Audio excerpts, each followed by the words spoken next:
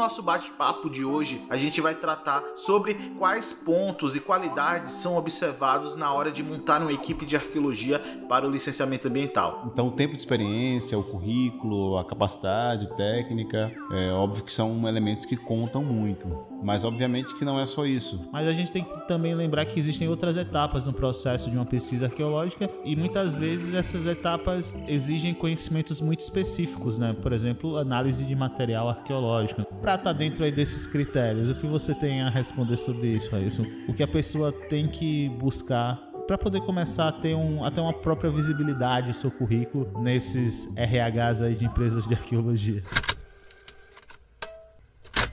Então, primeiramente é fundamental estar sempre se qualificando, né? Então é importante que os profissionais, arqueólogos, arqueólogas, né, que estão na graduação, eles busquem sempre esse aperfeiçoamento do seu currículo, né? E aproveitar muito, né, esse ambiente. Primeiro momento, para mim, até uma experiência pessoal também, né? A primeira ação que se deve tomar é investir em você mesmo, né? Então, ainda dentro da universidade, aproveite muito os seus professores, os seus mestres, aproveite muito o ambiente da universidade. Se não tenha ansiedade também para estar aqui fora, né, trabalhando. É óbvio que é uma preocupação de todos nós, que esse momento chegue, que a gente consiga amadurecer na profissão e consiga se estabelecer no mercado profissional. Mas, primeiramente, aproveite muito o ambiente acadêmico, tá? Como eu disse, esses professores, oportunidades de bolsa de pesquisa, que infelizmente tem sido uma raridade ultimamente, mas caso ocorra, abrace isso, aprenda muito com eles. Pronto, esse é o primeiro ponto. A partir disso, sempre aperfeiçoando, focando naquilo que você mais se interessa, né? Eu vejo aí profissionais se interessando, por exemplo, pelo geoprocessamento, ou então caminhando para linhas específicas de pesquisa, como arqueologia histórica ou arqueologia pré-colonial, enfim, quais são os modelos em que você mais se sente confortável. Então, foque nele, se aperfeiçoe, óbvio que, como eu disse no capítulo anterior, a arqueologia preventiva ela exige que a gente esteja preparado para vários tipos de contextos, mas se você gosta de uma linha de pesquisa específica, foque nela, sim, porque você vai criar com isso uma especialização bacana e um aperfeiçoamento bacana do seu currículo. Depois, você sempre ter o bom senso, né, de procurar estar sempre proativo, sempre procurando se inteirar sobre as novidades da nossa profissão e é isso, eu acho que vai dar certo. Prepara um currículo bem legal também, enfim, tenha foco que as coisas vão acontecer. Eu acho que essa é a sugestão que eu tenho para dar aí. Pô, massa demais. É isso que Raílson falou. Assim, eu acho que hoje em dia a gente tem que começar a ter pelo menos um pouco de conhecimento sobre cada coisa que é útil dentro de uma pesquisa arqueológica e que são conhecimentos que muitas vezes a gente não consegue só dentro do espaço universitário, dentro do seu currículo de formação. Então, ele falou aí de geoprocessamento. Ter noções básicas de geoprocessamento hoje são fundamentais. Beleza, você vai cumprir uma função de arqueólogo de campo ou em laboratório, mas principalmente se você está em campo, às vezes você está com aquele dado na mão e precisa trabalhar esse dado, precisa entender como reorganizar uma malha de pontos ou definir rapidamente qual a poligonal do seu sítio, do que você está registrando, da sua área de influência. Então, conhecimentos básicos de geoprocessamento acho que são fundamentais hoje em dia e eu acho que é um conhecimento que você consegue ter acesso hoje muito facilmente pela internet, então você não precisa necessariamente se matricular num curso, pagar um valor alto para isso, é um conhecimento acessível a todos. A segunda coisa que a Raílson colocou logo no começo, o negócio do Big Brother que eu puxei também, é a gente entender, eu acho que a gente tem que ter um conhecimento sobre qual o perfil que a gente melhor sabe lidar, melhor se enquadra, né, dentro de um processo de pesquisa. Por quê? Porque se a gente sabe, eu não gosto de lidar com o público, então eu tenho que saber que quando eu for pleitear uma vaga, falar pro coordenador, eu não gosto muito de lidar com o público, eu prefiro trabalhar mais ali nos bastidores, em laboratório, laboratório ou no campo, deixa eu fazer as etapas mais práticas de escavação, registro, essa parte de lidar com o público, que é algo inevitável que tem que acontecer. Então, resumindo, é uma questão de comunicação. Você primeiro ter sua autocrítica de saber do que você gosta e quais suas limitações, e ao mesmo tempo você ter essa transparência com quem está te coordenando ou quem está te contratando, né? No caso, empresa de arqueologia. Novamente sobre o currículo, é isso. Para algumas áreas tem questões que são fundamentais. Então, subaquática você tem que ter formação em mergulho. Se você tem que mergulhar, né? Logicamente. Mas se você vai lidar com aspectos mais gerais de um levantamento de campo, como eu falei, o geoprocessamento, ou, por exemplo, ter noções básicas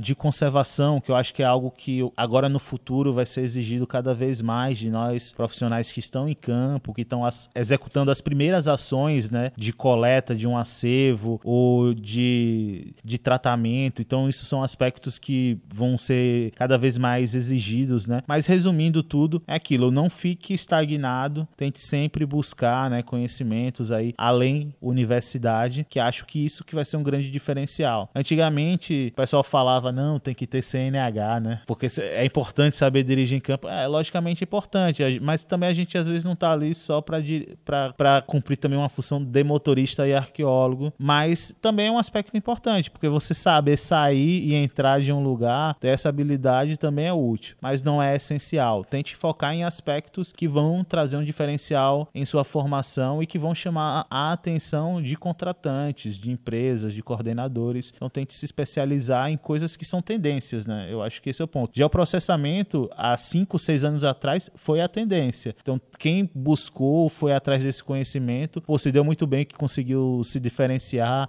mostrar isso na prática, mas agora a gente tem que ter outras noções. Conservação, fotogrametria, comunicação, tendo todos esses diferentes formatos de mídia para pensar divulgação científica, não é só de educação patrimonial, que um projeto de arqueologia lida no sentido de comunicação com o público, existem outras ações que têm que ser implementadas e são obrigatórias. Então, esses diferenciais é que eu acho que vão ser importantes para você se destacar e ser, consequentemente, contratado, né, para estar dentro de uma equipe. O que a gente está falando aqui da minha experiência e Railson da dele, né? Cada empresa, cada contratante, cada coordenador, coordenadora tem os seus critérios pessoais, então acho que isso é algo que varia, mas espero que a gente tenha conseguido responder. Mais algum ponto, Railson, que você queira colocar? Não, eu acho que a gente conseguiu resumir bem, né? É como você falou, são as nossas visões, né? Obviamente que temos aí inúmeros outros critérios que precisam ser atendidos, mas o primeiro de tudo é isso que a gente colocou, que eu acho que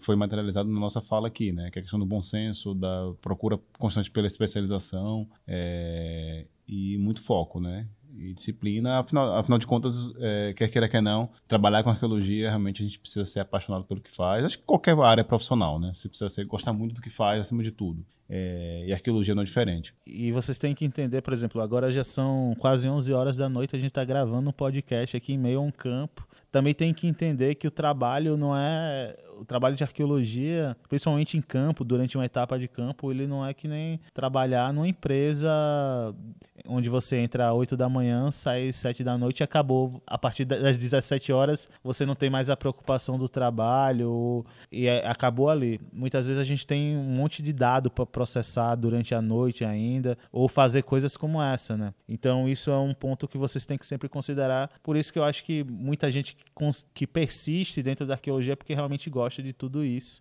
e acaba entendendo que isso faz parte, né, do processo de qualquer investigação arqueológica, porque a gente não pode deixar para amanhã o que tem que ser feito hoje numa pesquisa, e organizar dados acho um ponto alto de qualquer processo de pesquisa científica, né? E eu acho que um ponto, só pra gente encerrar, que eu tava quase esquecendo de falar, é que aquilo, se você vai se inserir dentro do mercado do licenciamento ambiental, é você entender o licenciamento ambiental, né? No sentido legal, normativo, e ainda é uma coisa muito fraca dentro dos currículos de formação em arqueologia ainda no Brasil. A gente não vê cursos de graduação e pós-graduação com cadeiras específicas para lidar com o licenciamento ambiental. Se tiver uma coisa assim, um outro espalhado por aí. aí. Então, hoje, como boa parte dos profissionais que saem desses cursos de formação vão para esse cenário de trabalho, esse cenário profissional, acho que é importante a gente ter esse conhecimento. Então é isso, encerramos aqui mais uma edição do Nos Bastidores da Pesquisa. Então é isso, gente. Até uma próxima edição dos nossos podcasts e até mais. Valeu!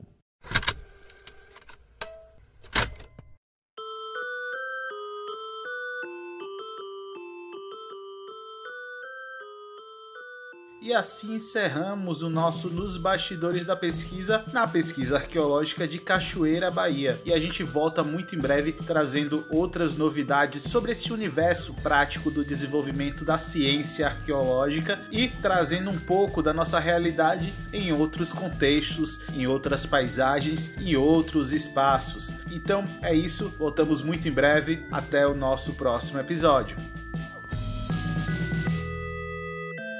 O conteúdo apresentado faz parte das ações de divulgação científica do Programa de Gestão do Patrimônio Arqueológico para as obras do Terminal Náutico de Cachoeira, salvamento arqueológico do sítio depositário Porto da Bica, no município de Cachoeira, Bahia. Processo número 01502.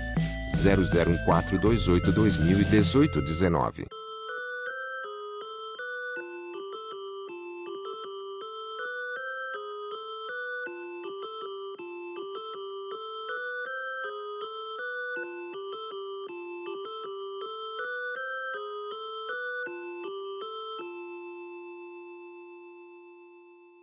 Contextos Arqueologia. Podcast.